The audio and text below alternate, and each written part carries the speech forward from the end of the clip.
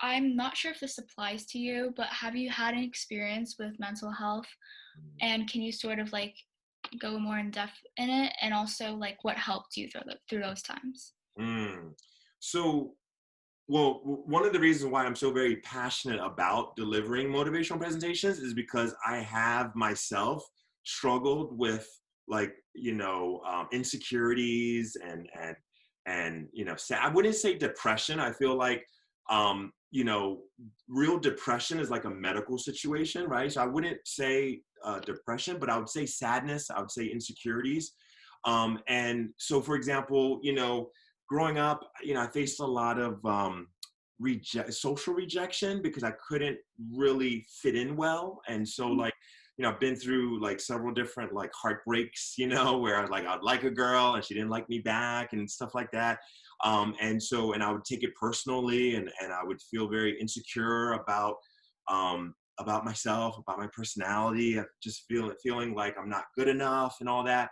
But some of the things that really helped me and which have become things that I share with others is number one, I have to really monitor my emotions, and whenever I realize that I'm thinking or feeling something negative, I have to realize that is an action signal for me to change the narrative, because really we are defined, our lives are shaped by the stories that we tell ourselves. Hmm. Really, you know what I'm saying? Like our emotions, they really come from the narrative that is playing in our mind, the script that is running in our mind, And so some things that really helped me is number one is to stopping and saying, you know what, I need to change the narrative.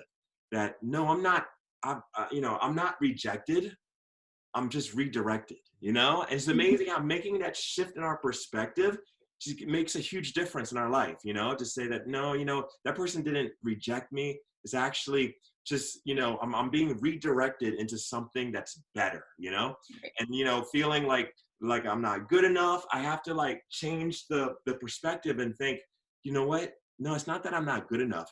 This is actually a blessing in disguise, that like there's an advantage of being the underdog, right? There's an advantage of being having these disadvantages is actually an advantage, because it can push me to overcompensate, and Hmm. that's one of the big things in my life that I realize is that over the years I've learned how to draw inspiration from my disadvantages.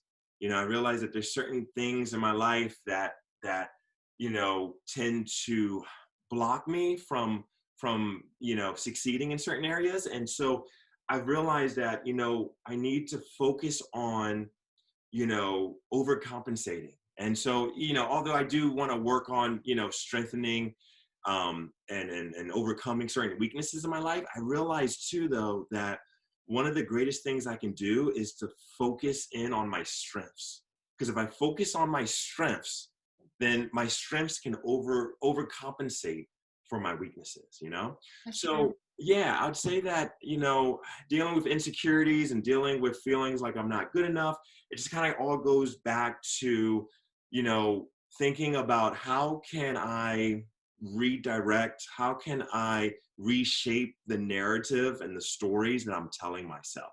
And Hmm. one of the biggest things too is how can I use my struggles as a tool to reach out and help others.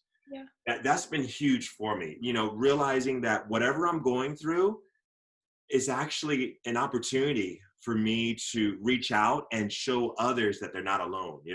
I have Hmm. this saying that our our adversity is our advantage to comfort and inspire others who are going through similar situations. And so I think that's one of the biggest things, like one of the biggest ways that I've been able to overcome certain issues in my life is by thinking about them as a tool that I can use to reach out and inspire others. It's amazing how, as I try to encourage others, more encouragement comes back into my life. And I realize that there's a bigger picture to the Hmm. struggles that we go through.